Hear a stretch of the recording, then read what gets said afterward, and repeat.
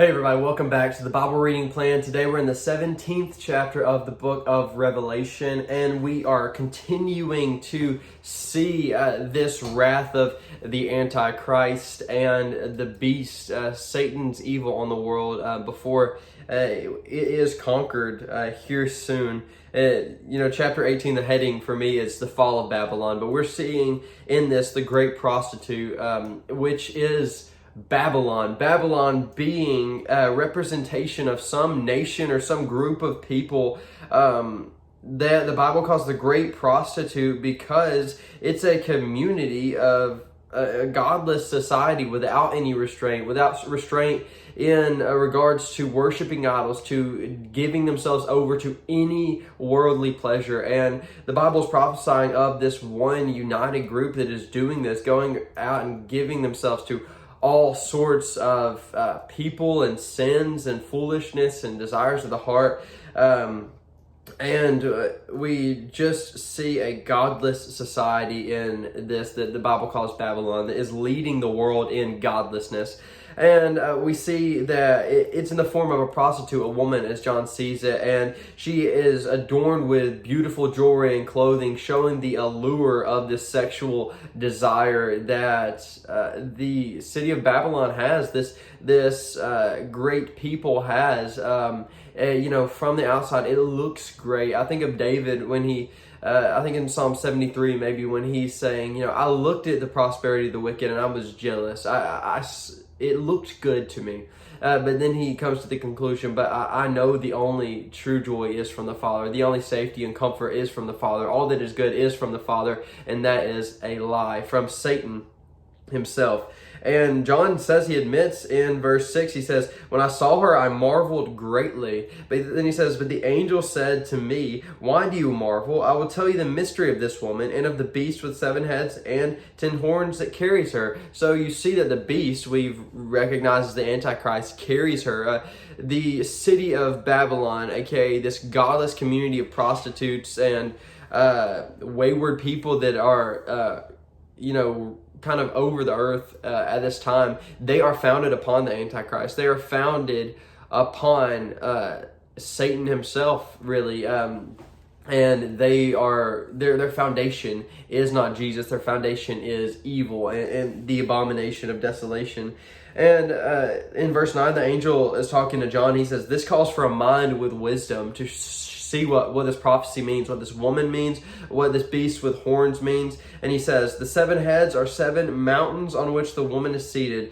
They are also 7 kings, 5 of whom have fallen. One is, the other has not yet come. So there are many speculations on who those people are and what those subsets of rulers are. In verse 13, these are of one mind, and they hand over their power and authority to the beast. And some people think that Babylon is a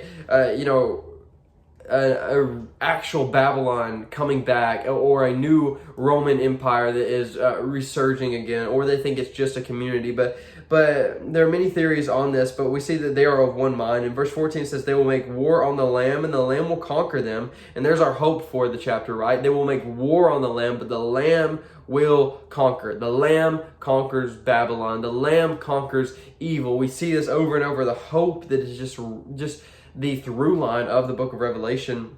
And it says, for he is the Lord of lords and King of kings, and those with him are called and chosen and faithful. Verse 15, and the angel said to me, the waters that you saw, remember in verse 1, we see the great prostitute seated over the waters. It says, the waters which you saw where the prostitute is seated are peoples and multitudes and nations and languages. So we see some people call this the one world religion. There's the world is united under this prostitute, under this great city of Babylon. It says, and the 10 horns that you saw, they and the beast will hate the prostitute. They will make her desolate and naked and devour her flesh and burn her up with fire. For God has put it into their hearts to carry out his purpose by being of one mind and handing over their royal power to the beast until the words of God are fulfilled. So this is crazy, right? We see the Antichrist, or the beast, is actually making war against Babylon, who is also doing Satan's work. So we see God's holy sovereign purpose is using the enemy to take out the enemy. He's still using this evil in the world to do his purposes and his good. And he has a will that is overarching all of the history of mankind. And he is going to see that will through for his glory and for the salvation of his people, and also for the destruction of his enemy, because God's will is for evil to be blotted out, for the ones he loves to come to him, and for his glory to be shown. And we see that no matter what the enemy does, that will see fruition no matter what, because God is ultimately sovereign in the end.